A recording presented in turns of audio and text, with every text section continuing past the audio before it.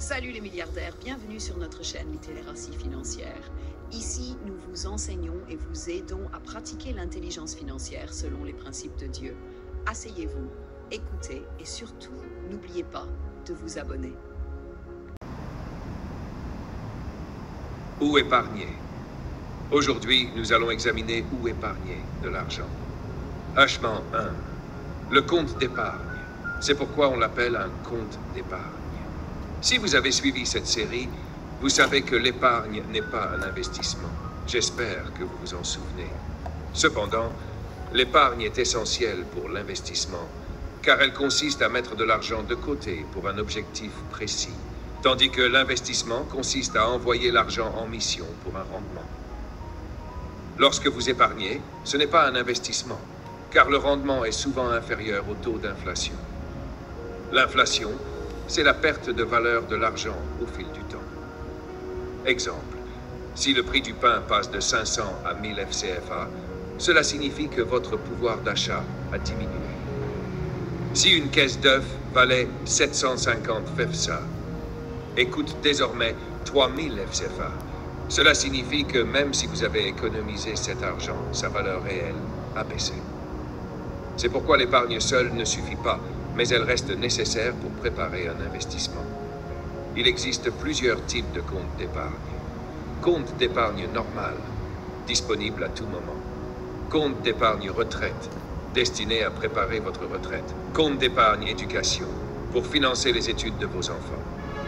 Compte d'épargne projet, pour des objectifs spécifiques. Différentes banques proposent différents types de comptes avec des taux de rendement variés. Renseignez-vous auprès de votre banque pour choisir l'option la plus adaptée à vos objectifs. Le dépôt à terme. Le dépôt à terme est une autre forme d'épargne où vous placez votre argent dans une banque pour une période donnée, en échange d'un taux d'intérêt fixe. Contrairement aux investissements, le dépôt à terme est sécurisé, mais il offre un rendement modéré, car plus le risque est faible, plus le rendement est bas.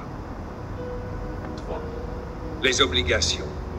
Les obligations sont un moyen d'épargner en prêtant de l'argent à une entité en échange d'un rendement garanti.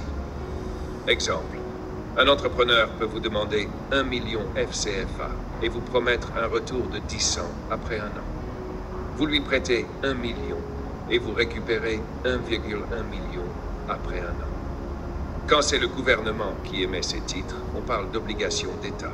Il s'agit d'un prêt que vous faites au gouvernement en échange d'un rendement prédéfini. Bien que les obligations soient plus sécurisées que certains investissements, aucune garantie n'est absolue, car même un gouvernement peut faire faillite.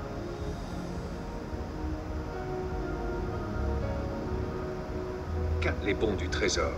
Les bons du Trésor sont similaires aux obligations, mais sur une période plus courte.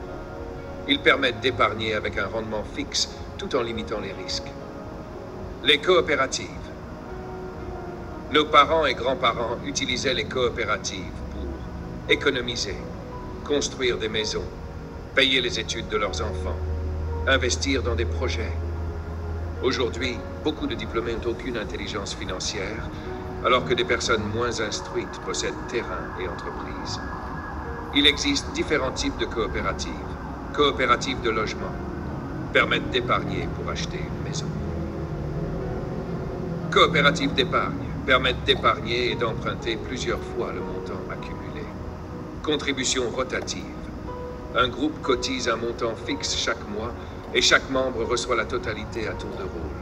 Ces méthodes aident à épargner de façon collective et à atteindre des objectifs financiers plus rapidement. 6. Les clubs d'investissement. Un club d'investissement regroupe des personnes qui mettent en commun leur argent pour investir ensemble. Cela permet de réduire les risques et de profiter d'opportunités inaccessibles individuellement. Par exemple, dans l'immobilier, on parle de propriété fractionnée. Avec 5000 FCFA, vous pouvez faire partie de 8 personnes qui possèdent une maison. Avec 10 000 FCFA, vous pouvez être 4 propriétaires d'un bien immobilier. L'idée est d'investir collectivement pour bénéficier d'opportunités plus rentables. 7. L'épargne en devises étrangères, Forex. L'épargne en devises étrangères consiste à convertir son argent en une monnaie plus stable, ex dollar-euro, pour préserver sa valeur face à l'inflation locale. Solution pour protéger son capital. Convertir une partie de son argent en devise forte et le conserver sur un compte en dollars ou en euros. C'est une technique utilisée par les personnes fortunées pour protéger leur patrimoine. L'or. L'or est la véritable monnaie, contrairement aux billets qui ne sont que du papier. Investir dans l'or physique, lingots, pièces, permet de sécuriser son épargne à long terme, car sa valeur ne dépend pas des décisions économiques des gouvernements. Ce sont plusieurs options pour épargner intelligemment. J'espère que la grâce et la sagesse de Dieu vous aideront à appliquer ces principes. L'objectif n'est pas seulement d'écrire des notes, mais de mettre en pratique. Merci d'avoir regardé cette vidéo. Si vous voulez réellement voir un changement dans vos finances, appliquez ces principes. Parce que Dieu ne veut pas seulement vous bénir, il veut faire de vous une bénédiction. Que Dieu nous donne la sagesse pour comprendre et appliquer ces principes. Abonnez-vous à Littératie financière et activez les notifications pour ne rien manquer. À la prochaine, les milliardaires.